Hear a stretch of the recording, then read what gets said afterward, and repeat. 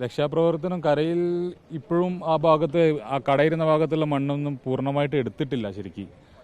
അതൊക്കെ ശരിക്കൊരു ക്രിയാത്മകമായിട്ട് തന്നെ ചെയ്യേണ്ടതായിരുന്നു. പക്ഷേ അങ്ങനത്തെ ഒന്നും ഇതുവരെ നമുക്ക് ഇവിടെ കാണാൻ സാധിച്ചിട്ടില്ല. ഏതെങ്കിലും തരത്തിലുള്ള ഉദ്യോഗസ്ഥന്മാരോ ഒന്നും ഇവിടെ കാണുന്നത്, ജസ്റ്റ് 2 പോലീസുകാരും അങ്ങനെയുള്ളൊരു സംവിധാനം മാത്രമാണ് ഇപ്പോൾ ഇവിടെ പ്രവർത്തിക്കുന്നത്. അങ്ങനെയാണ് മനസ്സിലാക്കാൻ പറ്റിയത്.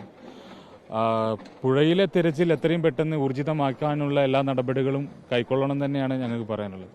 അതെ, നമുക്ക് എന്ത് ചെയ്യുന്നതിലും അതിലൊരു പ്രതീക്ഷ ഞങ്ങൾ അർപ്പിക്കുന്നത്. കാരണം ഇതിനെക്കുറിച്ച് കൂടുതൽ അതിനെക്കുറിച്ചുള്ള പോസിബിലിറ്റികളെല്ലാം പറയേണ്ടത് ഇവിടുത്തെ ജില്ലാ ഭരണകൂടവും അവരാണ് ഉറപ്പ് വരുത്തേണ്ടത്. എത്രത്തോളം പ്രാവർത്തികമാക്കാൻ പറ്റും എന്നുള്ളത് ഇവിടെയുള്ള ആൾക്കാർ തന്നെയാണ് അത് ഉറപ്പ് വരുത്തേണ്ടത്. നമുക്ക് അത് സജസ്റ്റ് ചെയ്യാനേ പറ്റുള്ളൂ.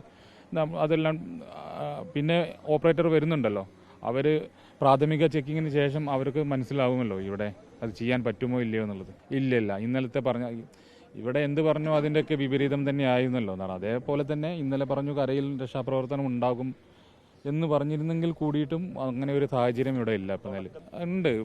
തുടക്കത്തിൽ അലംഭാവം എന്ന് പറഞ്ഞാൽ അവർ ഈ തിരച്ചിലിന് പോലും തയ്യാറാകാത്ത ഒരു സാഹചര്യം ആയിരുന്നു ഉണ്ടായിരുന്നത്. 3 JCBയും അതിനനുസരിച്ചുള്ള ടിപ്പറും വെച്ചിട്ടായിരുന്നു അവരെ രക്ഷാപ്രവർത്തനം അല്ലാതെ ശരിക്കും അന്ന് റോഡ് ക്ലിയറൻസ് ആയിരുന്നു അന്ന് ചെയ്തുകൊണ്ടിരുന്നത്. സ്വാഭാവികമായിട്ടും നമ്മൾ അന്ന് ഒരുപാട് പ്രതികരിക്കേണ്ടി വന്നിട്ടുണ്ട്. കാരണം നമ്മൾ ഒരു വാഹനം നഷ്ടപ്പെട്ടാൽ അത് കുറച്ച് കാര്യങ്ങൾ അടിസ്ഥാനത്തിലായിരുന്നല്ലോ നമ്മളത് പറഞ്ഞിരുന്നത്. അപ്പോൾ സ്വാഭാവികമായിട്ടും നമ്മളത് കരയിൽ ഉണ്ടാകുമെന്ന് തന്നെയാണ് നമ്മൾ 100% വിശ്വസിച്ചിരുന്നത്. അന്നൊന്നും ഇവർക്ക് ഒരു അറിവും ഉണ്ടായിരുന്നില്ല. ഇങ്ങനത്തെ ഒരു വണ്ടി നഷ്ടപ്പെട്ടതിനെ കുറിച്ചോ അല്ലെങ്കിൽ പുഴയിലാണോ കരയിലാണോ എന്നതിനെ കുറിച്ചൊന്നും ഒരു അറിവുണ്ടായിരുന്നില്ല. അതിനുശേഷം നേവിയും NDRF സംഘം പ്രാഥമിക തിരച്ചിൽ പുഴയിൽ നടത്തിയതിനു ശേഷം വണ്ടി ഇല്ല എന്ന് ഉറപ്പിച്ചത് പറഞ്ഞു. അതുകൊണ്ട് അതും ഞങ്ങൾക്ക് ഊർജം പകർന്നിരുന്നു. കരയിൽ തന്നെയാണ് ഇത് ഉണ്ടാകാൻ ഏറ്റവും കൂടുതൽ ചാൻസ് ഉള്ളതെന്ന്. പക്ഷേ ഇവിടുത്തെ 80-90% മണ്ണെടുത്ത ശേഷമാണ് ഇവിടുത്തെ ആൾക്കാർക്ക് മനസ്സിലായത് കരയിൽ വാഹനമില്ല എന്നുള്ളതും അത് പുഴയിലോ അല്ലെങ്കിൽ പുഴയോട് ചേർന്ന മൺകൂമ്പാരത്തിലോ ആയിരിക്കാമെന്ന് ആ നിഗമനത്തിലേക്ക് അവരെത്തിച്ചേർന്നത്. ഇവർ ആദ്യം പിന്നെ പറഞ്ഞത് ഇത് ഞങ്ങൾ രക്ഷാപ്രവർത്തനം വഴി തിരിച്ചു വിട്ടു എന്നുള്ള രീതിയിലാണ്. കാരണം അവർക്കും ഒരു അറിവ് ഉണ്ടായിരുന്നില്ല. ഈ കരയിലെ മണ്ണെടുത്തത് കൊണ്ട് മാത്രമാണ് അവർക്ക് അറിയാൻ പറ്റിയത് ഈ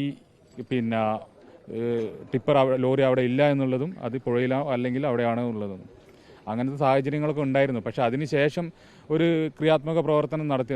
അതുകൂടാതെ ഇവിടുത്തെ റഡാർ സംവിധാനം മിലിറ്ററിയുടെ ആണെങ്കിലും NITയിലെ വിദ്യാർത്ഥികൾ വികസിച്ചെടുത്ത അതെല്ലാം കരയിൽ അതിൻ്റെ സിഗ്നലുകളെല്ലാം കാണിച്ചിരുന്നു. അന്നൊക്കെ ഒരുപാട് പ്രതീക്ഷ ഉണ്ടായിരുന്നു ഇവിടെ ഉണ്ടാകാം. പക്ഷെ അതൊന്നും ക്രിയാത്മകമായിട്ട് പ്രവർത്തിച്ചിട്ടില്ലായിരുന്നു അന്നൊന്നും. ഇനി പ്രതീക്ഷിക്കുന്നുണ്ട്. നമ്മൾ എന്തായാലും ഇവിടെ തന്നെ തുടരാനാണ് തെരച്ചിൽ പ്രതീക്ഷിക്കുന്നുണ്ട്. അത് എത്രയും പെട്ടെന്ന് തന്നെ അത് പ്രതീക്ഷിക്കുന്നുണ്ട്. പക്ഷേ ഇതിൽ ഇങ്ങനെ ഒരു സാഹചര്യം ഉണ്ട്. ഇവർ ഈ ഒരു 4 ദിവസം വെച്ചിട്ട് അവർ പിന്നെ വൈക്കാനുള്ള ഒരു സാധ്യത അത് കൂടെ കാണുന്നുണ്ട് ഇതിൽ.